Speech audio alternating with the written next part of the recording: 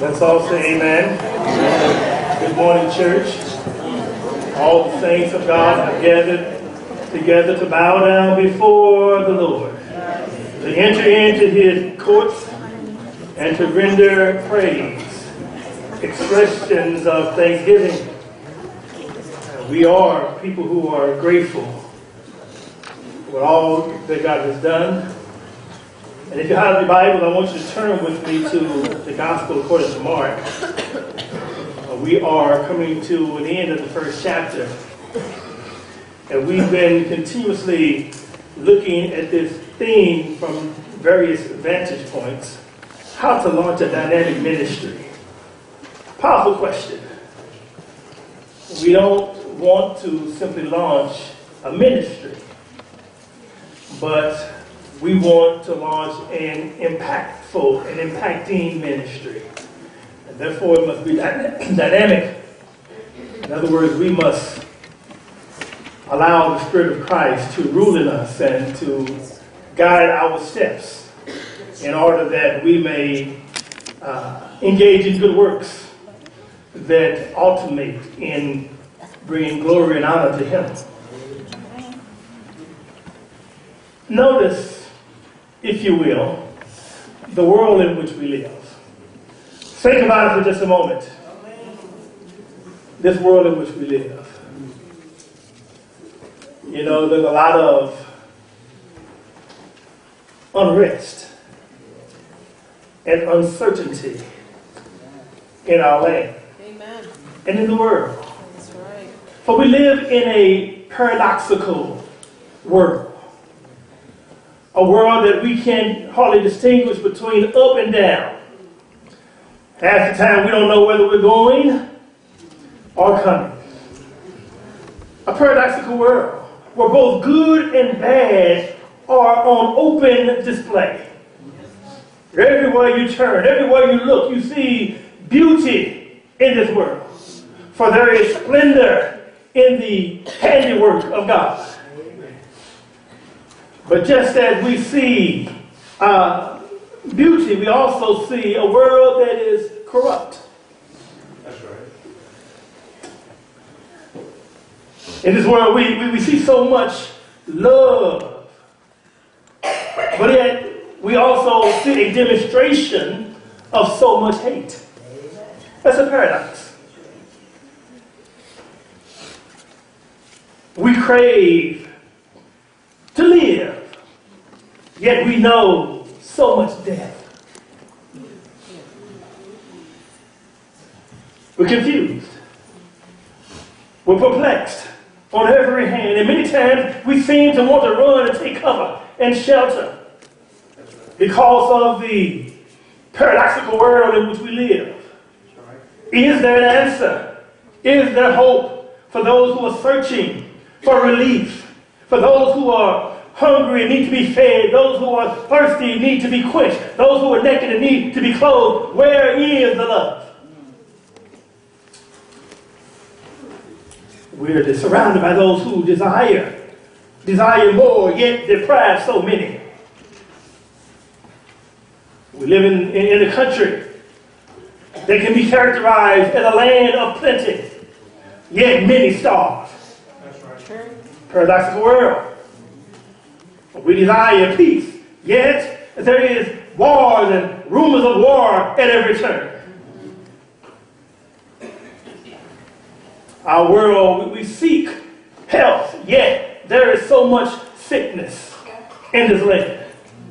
We live in a paradoxical world. A world that seems to be searching for answers, but never coming up with remedies and solutions that will heal the woes and the maladies of our heart. And so we begin to wonder, is there a cure? Is there an answer? How do we answer the question to those who seem to have, asked the question? They've acted as the querist, but no answer was to be found. People come looking for Christ in His church. And there they must find an answer to the questions that are very perplexing. The questions that seem to keep keep us up at night, filled with anxiety and worry. I want to show today. I want to show in this particular lesson, as we look at these few verses, I want to show that two things are necessary. Two things that are desperately needed in a sin-sick world. Number one, we need to hear the good news of Jesus Christ. Amen. That's the first thing we need. We need to hear and be able to grasp the fact that Jesus has the power. He has the power to help us. But not only does he have the power to help us, we have to also understand that he is ready, willing, and able to help us. Amen. It's one thing to have the power to help, but if you don't have the compassion to help, what good is the power? And then thirdly, we need to understand that if you need and if you desire healing from Jesus, all we need to do is come. But what is it then that causes those who are seeking release and relief to come to Jesus? Well, as we talk about how to launch a dynamic ministry, we need to understand that Jesus had something very unique to him. That it didn't matter who it was and their calamity or their predicament, they could always come to Jesus. Sometimes people may come to see Brother Meriwether, and I may be in my own petty world too busy. Sometimes you have been too busy to answer the call of help from somebody who was in need. Sometimes we're too busy adhering to our own self-imposed schedules to feed the hungry, to clothe the naked, to give relief and release. We're caught up in our own world. But one thing about Jesus, and I want to use this as a title today, forming an open door policy for the church. Forming an open door policy for the church. In other words, Jesus was one who was approachable. He was accessible to all of those who were in need. For what Jesus said, come unto me all you are weary and heavy laden, and I'll set you up an appointment. He didn't say that, did he? He said, I'll give you rest. He said, I'll give you rest. If you need rest, if you need peace, if you need solace in your life, come to me. I will provide. And I have an open door policy. God is never too busy to respond to your need. We sing the song, Call Him Up. And when you call him up, you never get the operator. You never get a busy signal. See, I call some of you jokers, you have to be on ID. If ain't that you can't answer the phone, you just don't want to answer. That's Brother Meriwether. The objective of this message today is simply to help us to understand and to make it clear to the world around us that the Son of God is available to help. The Son of God can resolve your problems, the problems of the world. Therefore, we must have our eyes open, our hearts open, our doors open to meet the needs of others. With the church, just like Jesus, we must have an open door policy. We have the power and the compassion and the time to meet needs. When Jesus comes to engage in ministry, we have to understand that he shows his care for the world. Let me qualify that a little bit. Because Jesus, his primary ministry, when he came to the lost sheep of Israel. Right? But his ministry was universal in scope. That was his launching pad. But he came to all men. The Bible even said in John chapter 1, verse 12, that he came into his own, and his own received him not. But to those who received him, to him he gave the power to become sons of God. Amen. He gives us power and the capacity to be saved, to be in the kingdom of God, regardless of who you are and where you come from. That's the kind of God we serve. For God so loved not just Lion Street. We got to get that through our head. For God so loved Lion Street. No, for God so loved the world that he gave Lion Street a commission. He gave Lion Street a message to take to the masses. Why? Because he loved the whole world. And now we who are saved, we must be instruments in his hands to save others.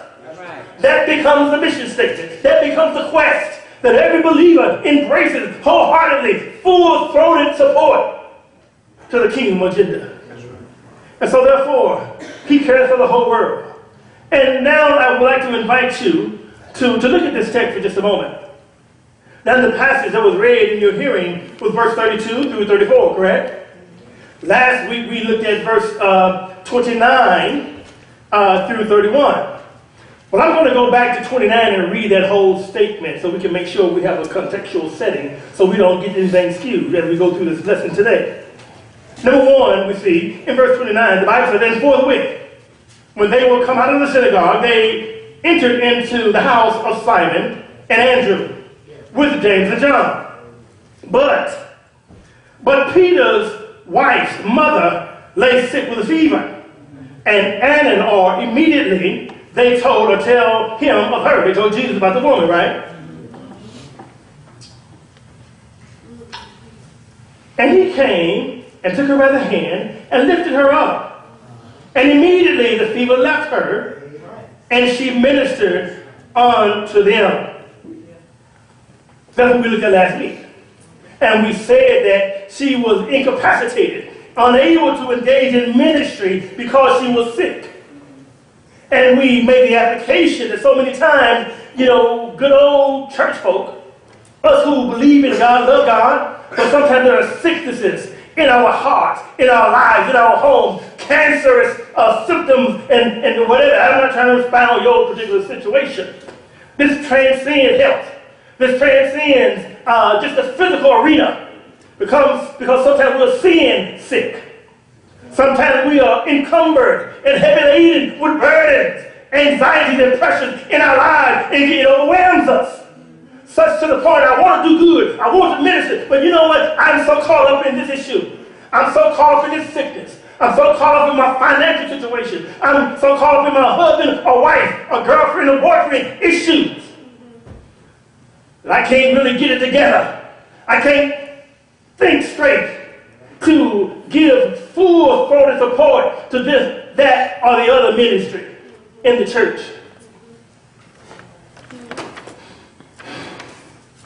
This was her case. Because of her illness, she could not engage in effective ministry. But then hope was aroused when Jesus walked in the door. Isn't it interesting that when Jesus shows up, people's countenance is lifted up? When Jesus shows up, there's anticipation. Now you be careful now, because sometimes when Jesus shows up, it'll raise up those aliens. The verse prior to this, when he was in the synagogue, preaching the word of God, everybody was giving up, saying, yes, it was a powerful message. Amazing and astonishment filled their hearts. And then the evil spirit was over there in the corner, in the amen corner. And began to scream out, what did we do with you? When you begin to bring the word of God and you begin to try to live a life of righteousness, a life of holy devotion to God, and people begin to see the aura of your life, there'll be some who will be drawn by the light, but some will be repulsed by your light. Don't get it twisted. Just because you want to do good, just because you want to be a Christian, you want to start living right, does not mean the world that's steeped in darkness will be celebrating your conversion into the light. That's right.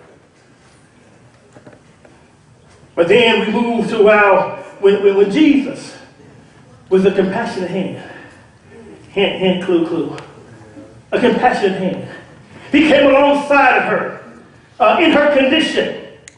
He did not wait till she got better. But in the midst of her condition, he went to where she was, got down at the bed right next to her, and then watch this. Don't miss this. This will bless you if you're careful to receive it. He touched her. That's right. Amen. Jesus, why did you say to be healed? He touched her. Compassion. Yes. See, sometimes someone may come to you and you may not have the capacity to help their situation. Let's face it, in our humanness, sometimes we don't have every resource. But you can always have compassion. You can help a person but not be compassionate. And you may help them in their immediate situation, but you may have bruised them emotionally by the way in which we respond to people in need. A lack of love, a lack of Christ-likeness, a lack of compassion. But Jesus came in, and then when he healed her, the Bible said immediately the sickness went away, and then she resumed ministry. She was now able to function effectively. But it was more than her ability to function, it was her desire to function because she appreciated what God had done. See, she had an attitude of gratitude, and therefore she willingly, wholeheartedly began to serve and minister to their needs. When you've been healed, when you've been helped, you receive a blessing. You receive the touch of God, a compassionate, healing touch, and you now are in a better place. You ought to have gratitude and appreciation to God for what he's done. And you see, your worship is a celebration and an expression of thanksgiving to God for who he is and what he's done.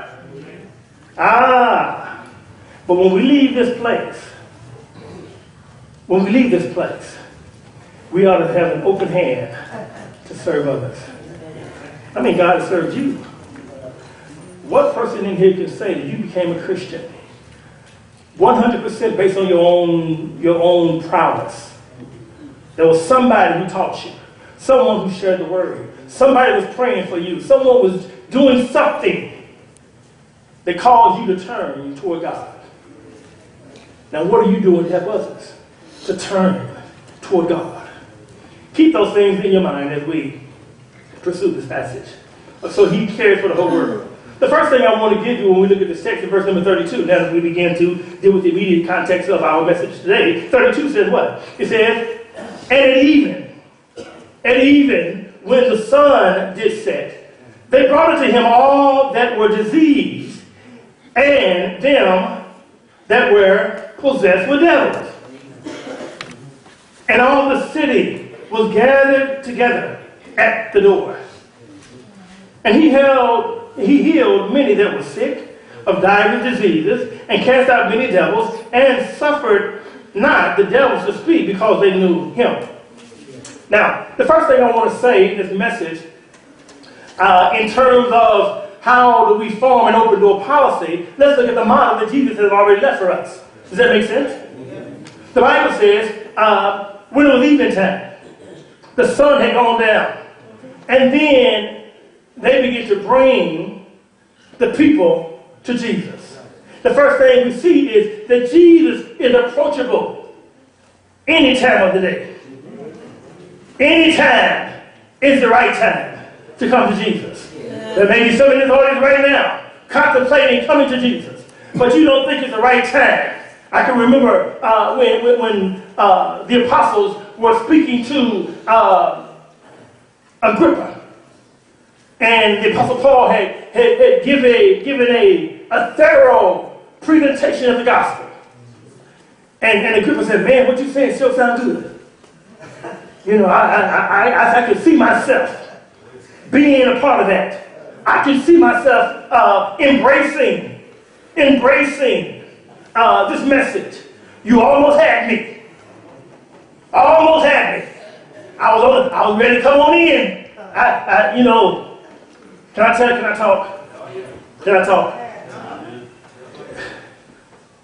1982, June 16th. Well, maybe about June 10th. There was a gospel meeting at the Lion Street Church of Christ. And on that Sunday, they had a big old banquet meal. And they brought in their high guns. My man Warren Blake, the boy could preach. Woo, he was bad. He came preaching. And we were good friends now. But then I didn't know who he was. And me and the young lady, we came to visit because we knew that you had some groceries over at Lion Street. And we know one thing about Lion Street, they could burn. Brother Kelly then was back in the back. put the groceries together for this big old meal. We came and listened. And, anticipated the meal afterward. My brother Rynell had invited us. But something happened. The message was making sense. I was trying to play it off, but, I was being convicted and pricked by the word of God. And I was sitting up in there all, flossing, like y'all do. But the word of God was moving in my heart. And the invitation came. Woo, the invitation was extended. Everybody, let's all together stay. And I was there, and I left out of there. I didn't come to Jesus. And I said, woo. They almost had me. Yes. 4 days later, June 16th, I was back again. But this time I couldn't resist. I had to come and give my life to the Lord. But again, the point is, Agrippa said, almost thou persuaded me to be a Christian. Almost. You almost had me. Any time is the right time. Jesus said, I stand at the door and I'm knocking.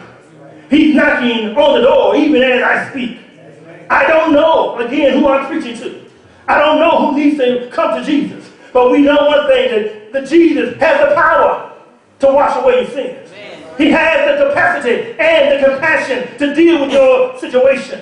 He can meet you where you are, give you what you need, turn your life around. He's able. He's willing. And any time is the right time to come to Jesus. Notice the text. They came at an inopportune time, yet they came. Why did they wait till the sun going down? Notice this was on the Sabbath. This was on the Sabbath. And their practice was to adhere to the Sabbath day ordinances. And because of the codification of the law, they began to have certain restrictive requirements. Remember when Jesus went to the synagogue on the Sabbath one time? And he was talking about the Son of Man had the power to forgive sin. And they began to look around and say, well, who do you think he is? And he healed a man who had a withered hand. And they didn't even praise God because the man was healed. They were saying, you couldn't do this on the Sabbath. So the Sabbath had its own requirements. You see, they couldn't walk they could only walk a certain distance on the Sabbath. They could not engage in certain work functions on the Sabbath. So therefore everybody laid low on the Sabbath. But after sunset, see, the Sabbath was monitored from sun up, sun down. We say 6 to 6. Depending on what time the sun came up. From sun up to sundown, right? Dusk to dawn. That represented the day. So as soon as the sun set, the text says, then they begin to come. Well, it's nighttime now. It may be dark outside. There may be marauders outside. You don't know what's going on. There's danger lurking in darkness. Yet they came. Notice they came to Peter's house. They came to Peter's house. The hour of the day would not keep them away. It was a sense of desperation, a sense of hope and expectation that drove them to the house. Now, there was nothing inherently good about Peter and Andrew. They called them to come to Peter and Andrew's house. They came to Peter and Andrew's house because Jesus was there. See, when Jesus occupied your house becomes an open door. When Jesus fills your house becomes a haven of rest. When Jesus occupies your house, do you not know that your house becomes an outpost for ministry? Is Jesus occupying your house today? And do you have an open door policy that those who are on the outside seek and long to come in? Yes, there was nothing popular about his house. The only thing that was moving and compelling about Peter's house is Jesus was there. People will come to the church if they perceive that there is healing, if there's hope, if there's help in this house. When they see us as a place and we occupy and imbibe the Spirit of Christ in this house, Even at the most inopportune times. It can be sundown. But that's not going to deter them from coming to where Jesus is. It's Jesus occupying your heart. I see that movie, that 5 Heartbeats. They sang a song, The Heart in the House. He didn't know what brother song. Yes. I was looking for Brother Smith. Yeah, I know. Jesus was there, so they came. Not only do we see that any time is the right time to come to Jesus, but any circumstance is not an inconvenience. See, Jesus had first of all spent the day in the synagogue, where he was teaching in the synagogue. And then he began healing ministry in the synagogue. After that long day in the synagogue, they went to find rest and refreshment in Peter's house. But as soon as he got to Peter's house, there was work to do there, because he had to deal with Peter's mother-in-law who was sick. And then after that, there's time for a respite, to be, refreshed, rejuvenated, to get some rest. But as soon as the sun went down, when it's time for him to, get some sleep, and then look out, and people coming from the north, people coming from the south, from the east, and from the west. They were coming from all the places, trying to converge on Peter's house because Jesus was there. It was an inconvenient time. I'm taking my shingle down. You go to a place that you want to eat, and they have open sign all lit up. And you get over after a certain time, the open sign is still on there, but it's turned off. You know you got to come back tomorrow. You got to come back tomorrow. I'm going to get in trouble right here. It may be 12 o'clock. And then the breakfast is over with. Still food, but the breakfast is over with. Inopportune time. Gary, brother, you late. Can I get a biscuit? No. You smack my hand with a wooden spoon. I'm just saying, this was an inopportune time in terms of circumstance. But circumstance is not an inconvenience for Jesus. Jesus was tired. Yeah, he ministered. Stay with me on this. Even though he was tired, he said, I have an invitation to everyone who is weary, everyone who is tired. Come on unto me, and I'll give you rest. Physically, he could have been tired. Spiritually, his baby was like the Energizer Bunny. Spiritually, he was ready, willing, and able to bring relief. And they came. So his own personal circumstance was not an inconvenience. Jesus knew his purpose. And that's why. You see, when you know your purpose, when you understand why you are here, it gives you renewed strength. When you wait on the Lord, God is able to renew your strength. See, you won't get weary of doing good. You don't get wore out and have to have another sabbatical every 6 months. No, when you know your purpose, when you know why God has created you, why he has placed you in his kingdom, not just for you to be in the kingdom, occupying a pew, but for you to have an important role and function in that kingdom. When you understand the vision of the church, when you understand your purpose for being alive, then it gives you renewed energy. It rekindles your soul. It refreshes your spirit. And it gives you that keep on keeping on ingredient.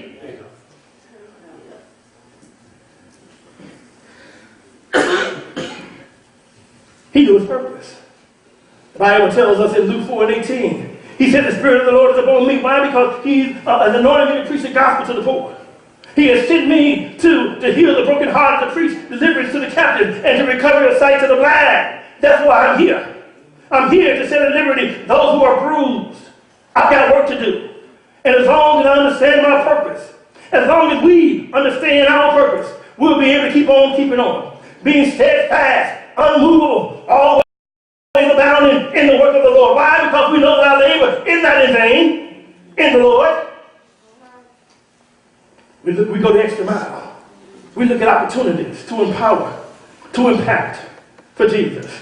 When people hear the twofold message that Jesus has the power, that Jesus has the desire to help, they will come. When people understand that he has the power, and he has the compassion to help, and that power and compassion is being displayed through his people, they will come. Oh, yes, they will. The power of hope and what Jesus can do will bring the spiritually and physically weary to him through his church. But not only was Jesus approachable, the text also helps us to understand that the church must be known as a place of compassion. So the question becomes, what's your reputation? What is our reputation? If you surveyed our community, will they say that we are a people of compassion? Or are we people who, well, we don't use instruments or whatever, but they see us, will they say that we're a people of compassion? And will they be able to point to, pillars and benchmarks that evidence the fact that we are people of compassion? That's our quest. That's our goal. And as we begin to hone in on that, not only will we be beautiful, we'll be a glorious church. Oh, yes. And I can see it because God has given beauty and grace in all of you. And as we come together and collectively exercise that beauty, that charm, that grace, that charisma, that Christ-likeness, people come from all from the north, south, east, and west. The church must be known as a place of compassion. Notice again that text. It says that they brought unto him all that were diseased and all that had been possessed with devils. And verse 33 says that all the city was gathered together at the door. And he healed them. He healed them. At first, before they would even come and to gather at the door, they had to have a sense of his compassion. They had heard he had the power to help. Again, notice what has been going on in all this chapter. We've been seeing Jesus beginning at the baptism of John the Baptist. We see him in the temptation. We see him calling those fishermen to come with him. Then we see him begin to go to work, casting out devils, healing Simon's mother-in-law. All these things they called, the word was spreading like wildfire. It was going on all over the news flash, amber alerts, all-point bulletins, everything. Everybody was talking about what's going on in these communities, in the cities, all up and down the street. People just murmuring about did you hear what happened? Hey, well, he's over here now. And this person got healed. This person got cleansed. This person received this. And before you know it, can you imagine all the people who will now begin to come? Hope is beginning to well up. Folk who have been sick for a long time. People have broken lives for a long time. People have been dysfunctional for a long time. People have just been caught up, shut up, and cast out for a long time. And now they're saying, wait, maybe, just maybe.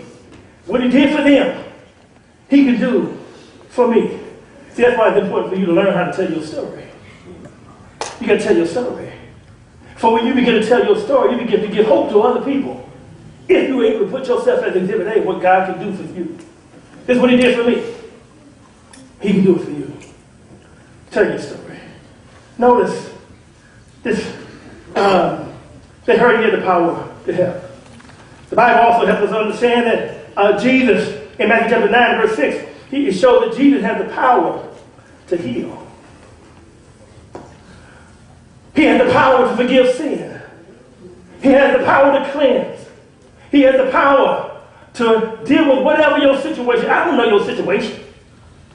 I don't know what's going on in the very recesses of your heart, but God does. Sometimes we confess our faults, not to him. See, when you confess your faults to others and even to Jesus, it's not that you informing him of something you don't already know. That's for you. See, sometimes we got to get stuff out. You can never deal with an issue until you bring it out and confront it. There are some of you who had hurts from way back when you were younger. if you're honest with yourself. And you never confessed that. In other words, you never really brought it back up so you could actually deal with it. And let God, you never gave to God. You know, we cast our burdens to the Lord, right? And we spend time with the Lord, and then when we leave the Lord said, Brother Gino, yes, Lord, what's that on your back? Oh, those are my burdens. I thought you left them over here with me. See, even when we ask for prayer, we go back and we still have those burdens. We don't know how to leave those burdens there. And we carry them around as weights. And those weights begin to buckle our knees and we can't be effective. I want you to see that Jesus says he has all authority. All authority has been given to him. He has authority over the spirit realm. He has authority over the natural world. He has authority over time and distance. He has authority, but the only thing that he will not arrest is the authority to rule over your heart. You've got to give it up willingly. The Bible says, now unto him who is able to do exceedingly, abundantly beyond all we can ask or think, according to the power that is at work in us. In other words, he has given us power. You know, do you not know that everybody in this room has the same number of muscles? Everybody has the same number of muscles. You know, this little guy right here, he had the same amount of muscles as this brother in the back right here. Same amount of muscles. Now, what are you going to do with your muscles? Will you let them become, what's that word, atrophy? When you don't use them? Yes. Or are you going to exercise those muscles? You know. We need some spiritual Charles Atlases around here. People who are exercising their faith muscle. Exercising their service muscles. Exercising their love and compassion muscles. Exercising what God has given it to you. Now you have to work it. See, God has worked some great things in you. But when he works it in, you got to do what? Work it out. That's where the work comes in. See, they heard that he had compassion. They heard that he was caring. They heard that he was willing to help. The Bible says, cast your cares on him because he cares for you. Like a father cares for the children, so he cares for those who are his creation. He cares for you. He demonstrated his care. And now the response is overwhelming. The Bible says that we ought to have an open door policy. The church, every member of the church ought to be accessible to somebody. In and out of the church. How many people do you know who are not in the church that you're aggressively trying to create relationship with for the purpose of bringing them into a right relationship with Jesus? Okay? I was at an event the other day. Sister Marilyn Ford, good to see you today. You know, she got an Oscar the other day.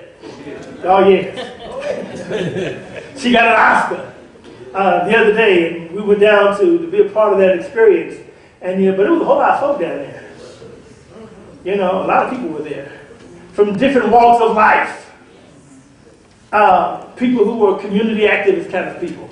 People who were city officials were there. People who are in business were there.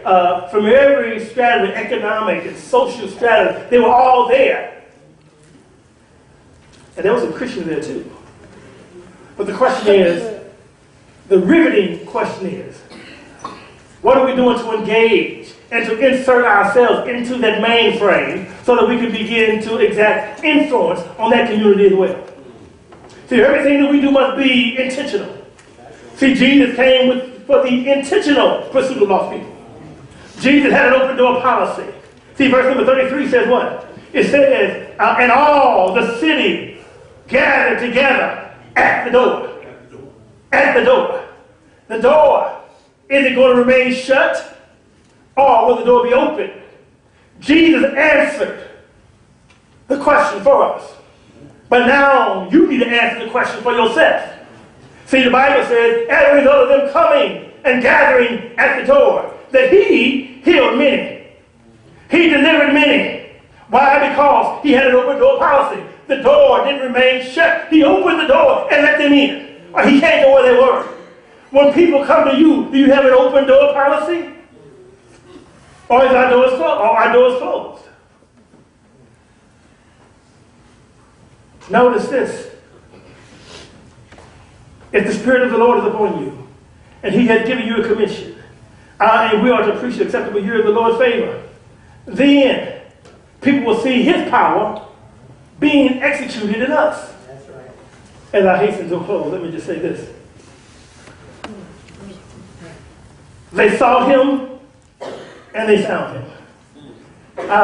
And today people are still seeking. They're seeking Jesus. Even though we live in what seems to be a cold and callous world, let's not be fooled. People are still seeking Jesus. They just don't know where to look. They've tried organized religion. They've come to some of our functions. They've done this and that and the other. But sometimes they did not sense that Jesus dwelt here. We got to make sure people understand that Jesus resides in this place. That's right. That Jesus is here. Because His people are here. And His people, we have a clear perspective of just what it is God wants us to do. And now we are as one man walking in unison together, accomplishing His purposes. Okay. They came. See, we must recognize the composition of the crowd. This is important. What is the composition of the crowd? Or what makes up the crowd? We know that there were many who were sick and demon-possessed.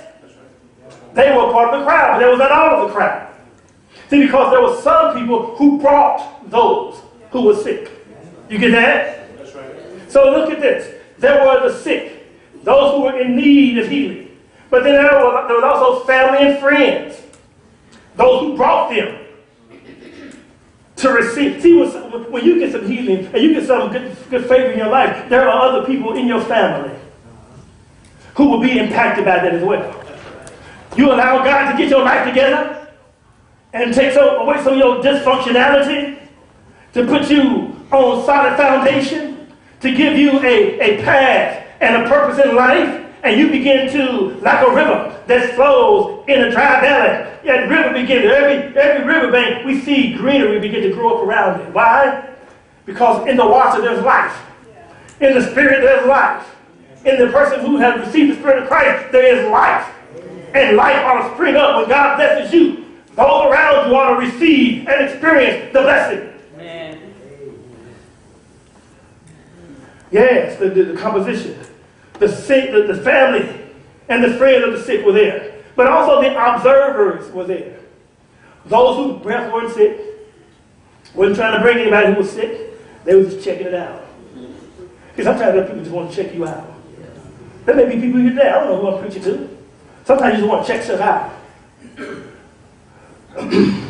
That can be a good thing, and a not so good thing. You know, because the Pharisees and scribes are always checking Jesus out. Had no inclination to give their life to Him, but they wanted to check Him out.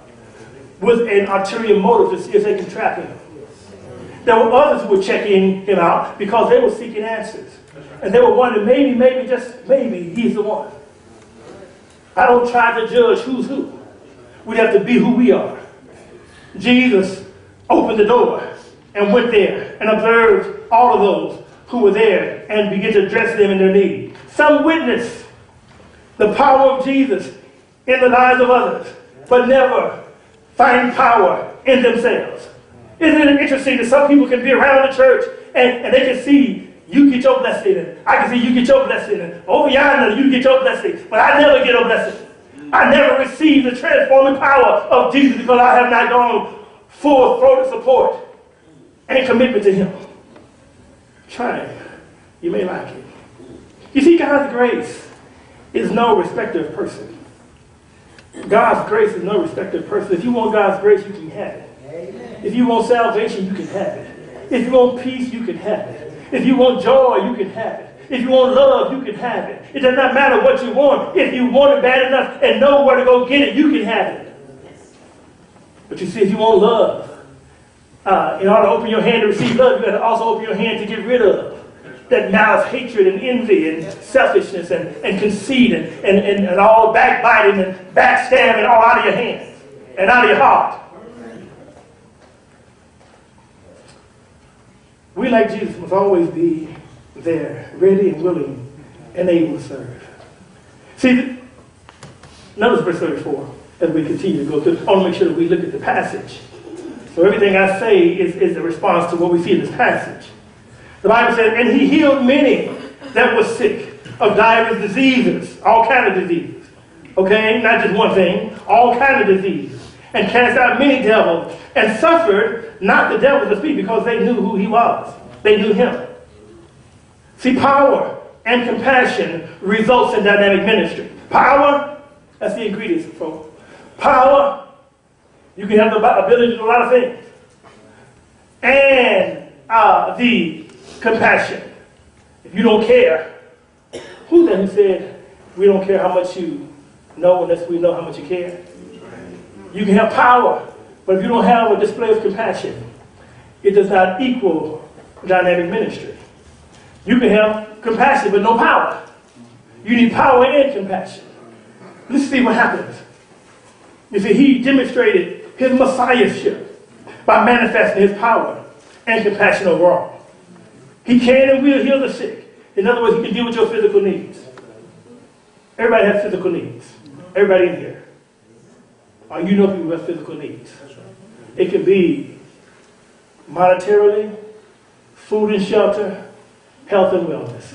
Whatever category. It could be your relationships. We all have needs in the physical realm. But you see, we also have needs in the spiritual realm as well. Notice, he cast out those evil spirits. He even restrained them from acknowledging who he was. He had power over them. So he can deal with your physical and spiritual needs. Notice one other thing. The world, again, as I said earlier, is a beautiful place. The world is a beautiful place. But there's so much ugly in the world. The world is a very plentiful place. But there's so much want and starvation and hunger in the world. Can we agree on that? Yeah. What are we going to do about that? The conclusion is simply this. It's because of sin and selfishness. And we see this played out on a micro and macro level. There is sin, there's selfishness in this world. That's why we see people being exploited by corporations, people being exploited by one another.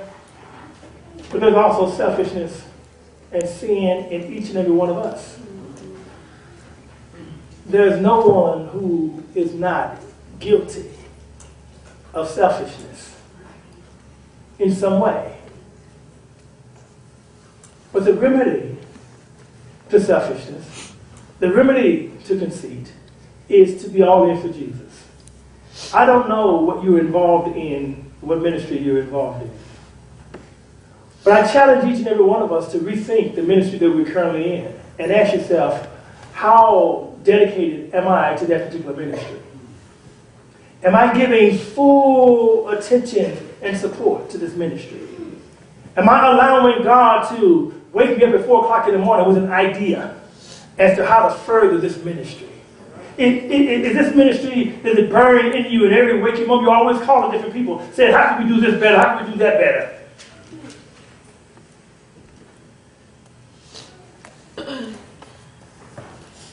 Remember when I said that people are looking for answers? The answer is yes. The answer is yes, Jesus can. Jesus can deal with your situation today. When people ask you, if God is so good and God is so loving, why is all this selfishness going on? Why is all this sickness going on? Why is all this crime going on? Why is all this hate going on? Why is all this violence going on? Why is all this exploitation going on? Why is all of this going on? The answer is sin. But what is the answer? What is the real answer?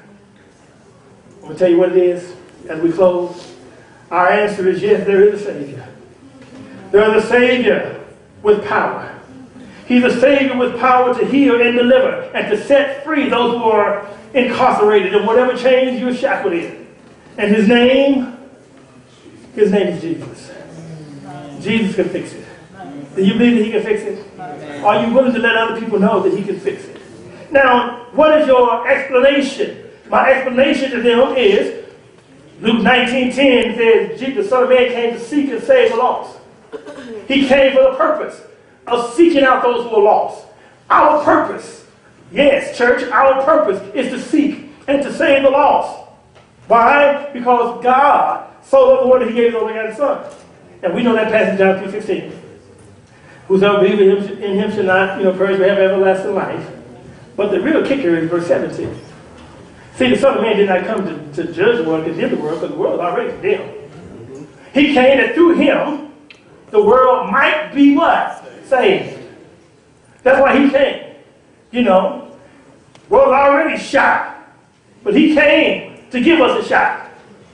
The world already condemned. He came that the world may be saved. That's why you are here. You are here that the world might be saved. Church, we are here that the world might be saved. Is there a balm in Gilead? Is there a physician there? Jesus is the great physician. And he is dispatching you to minister healing, health, and wellness to those who are dying in sin. You're the one. He chose you. Will you go? The warning, though. See, the Bible says in John 10:10, beware of this. Okay? Beware of this. See, the thief is the one who comes to kill, rob, and to destroy. Do you not know that Satan wants to rob you of your joy? He wants to rip you off of your peace. He wants to confiscate your contentment. He wants to take away your security in Christ Jesus. He wants to do everything he can do to corrupt your values, that you can forfeit eternal life. But Jesus said, I've come that you might have life, and you may have it to the fullness, the abundance of life. That's what he comes to offer you. And all you have to do is receive what he offers you. The appeal, if any man hear my words and believe not, I judge him not. But for I came not to judge the world, but to save the world. Do you believe that Jesus came to save the world? Do you believe that Jesus came to save you? And are you saved today? And if you're saved today, why are you saved? How is Jesus saving the world today? Through those who are saved. Through those who are in Christ. He now wants to give you the Great Commission and to dispatch you into service, that through his words from you, they might also be saved. That's the gig. That's the commission. That's the marching orders. And then be not afraid to give your personal testimony. But the Apostle Paul said, this is a trustworthy saying, that Christ came into the world to save sinners, of whom I am chief. In other words, he is saying, I was lost, but now I'm found. This is what God has done for me. And if he can do it for me, he can do it for you. Let that be your story. Let that be your story. Do not become so overconsumed with your own self that you can't get out of your own way to tell the story. And as you hear the story, even in this room today, there may be those of you who are in the church. You accepted and embraced the good news of Jesus Christ. However, you have shut off certain doors of your heart to Jesus. See, there needs to be an open door policy. But the open door policy is a two-way street. Jesus demonstrates that he had an open door policy. But will you open the door of your heart to let him in? Do you have an open door policy? Yes, God, I want to give you this sin. I want to give you this illness. I want to give you this circumstance. And I want to give you this situation. But that's I'm over here. My little pet sin's over here. I want to keep those to myself. Yeah, we lay our burdens down. Sometimes there's certain things that we want to lay down that are not burdens. Right. Someone said sin is sometimes it's so light. It's as light as a feather. until it becomes so heavy, heavier than a chain. So light that you don't notice the sin. It's so light. So no big deal. But then as life goes on, it becomes so heavy that you can't lift it. You can't break free. If you need to be free today, if you're not a Christian, understand that Jesus came for you. Jesus loves you. Jesus counted the cost. He paid the price for you. You know, there may be people in your life who have not received you. You know, your mom and dad may have not received you. Your, significant others may not, they may receive you conditionally. And all those things, you have hurts in your life. You've been bruised in your life. And it's hard for you to trust people. So now, because you have a habit of not trusting, it's hard for you to trust God. Is God able? I've had disappointment over and over and over again. I've trusted in society. I've trusted in medicine. I've trusted in money. I've trusted in relationships. All of those things have let me down. Don't be afraid to try God. By simply saying, yes, I believe that Jesus is indeed the Christ. He's my Savior. And He died for my sins. And because He did it, I'm ready now to live for Him. I want to die to my sins. I want to repent of all of that. And I want to now confess Him as Lord of my life and be buried in the watery grave of baptism. Why? So my sins be washed away. I can have a new lease on life. A clean slate in life. I'm ready to move forward. Living a victorious life. All you need to do is come. And you need prayer. Because you've been in the way. Sometimes we're in the way. Folk can't come to Jesus, but we're in the way. Do you have an open door policy? Can people come to you and get to Jesus? Think about that as we have our prayer, our ministers to come up. We're going to ask that they position themselves. And as they do that, our singers are going to begin to sing softly. Think about where you are right now. Think about your situation. Think about your predicament. Think about what God wants you to do. And make the right response. As together we stand and sing a song of encouragement, we invite you.